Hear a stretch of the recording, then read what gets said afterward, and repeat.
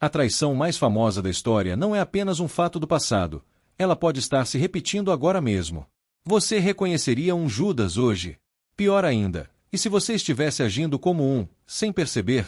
Os próximos minutos podem mudar a forma como você enxerga suas relações e sua fé. Ele caminhou com Jesus, viu milagres diante dos olhos, ouviu segredos que ninguém mais ouviu, e mesmo assim, vendeu tudo por 30 moedas. Mas o que quase ninguém sabe é que a história de Judas tem uma reviravolta que nunca te contaram, e talvez ela tenha mais a ver com você do que imagina.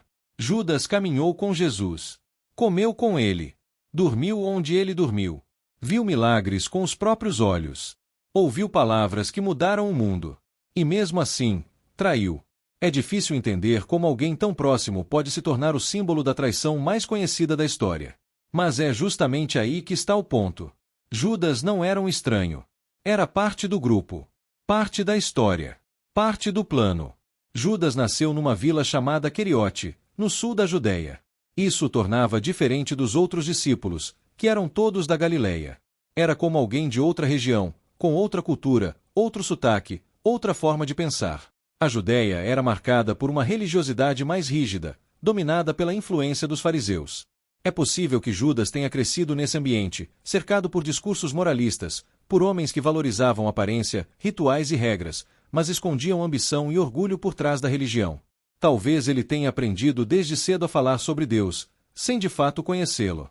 A vida ali não era fácil. Os impostos eram altos, a fome era real, e a frustração com o sistema político e religioso era constante.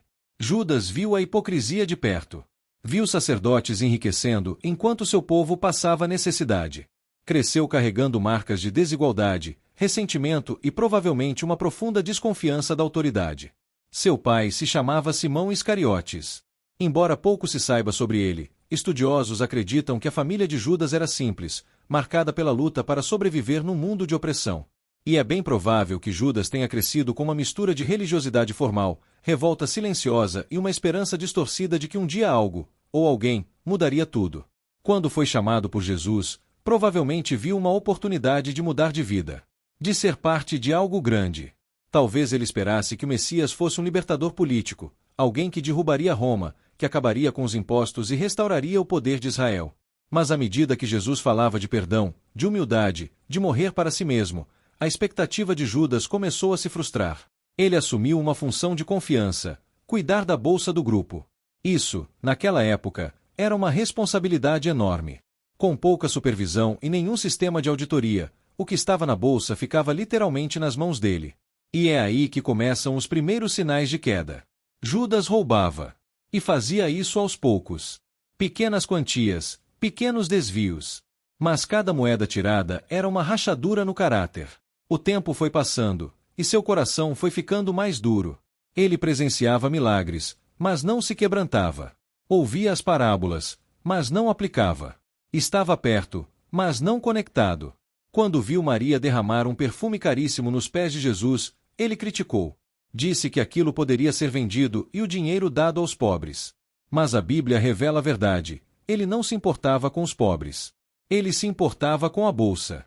Aquilo era ganância fantasiada de bondade. Traição nunca acontece de uma vez.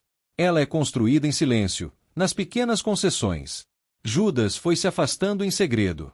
Então surgiu a oportunidade. Os líderes religiosos procuravam uma maneira de prender Jesus sem alvoroço.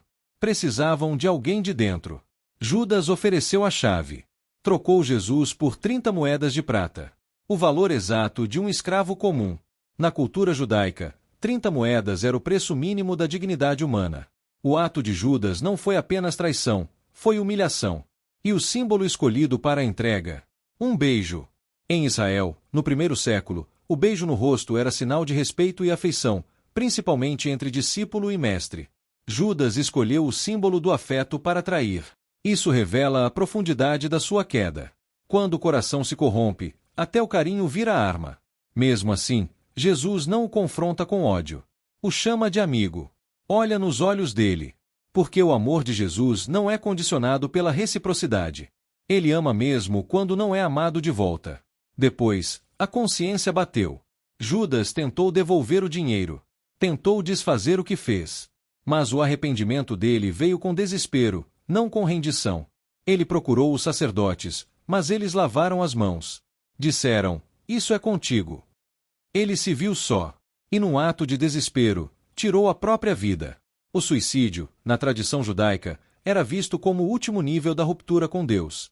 E Judas chegou até lá não porque Jesus o rejeitou, mas porque ele rejeitou a graça. Ele não acreditou que poderia voltar. Ele acreditou na mentira de que era tarde demais. E essa é uma das lições mais duras da história dele. A tragédia de Judas não foi ter traído. Foi não ter voltado. Porque quem trai pode se arrepender. Quem cai pode se levantar. Pedro também negou Jesus, mas voltou. Judas não voltou. Judas é um espelho.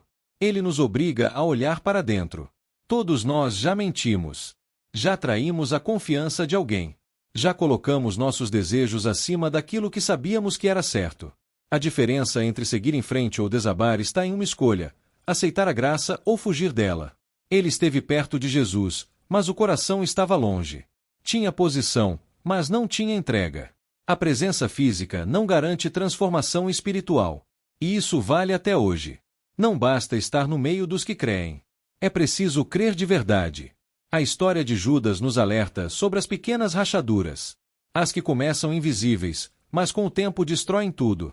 Rachaduras de ambição, de vaidade, de ressentimento, de decepção.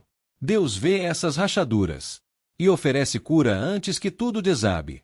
Mas é preciso humildade para deixar Ele tratar. E acima de tudo, essa história nos lembra que sempre existe um caminho de volta. Sempre. Se Judas tivesse olhado para a cruz, se tivesse esperado o terceiro dia, se tivesse lembrado de quem era Jesus, sua história teria sido outra. Mas a sua ainda pode ser. Porque onde há vida, há chance. E onde há chance, há graça. E onde há graça, há recomeço.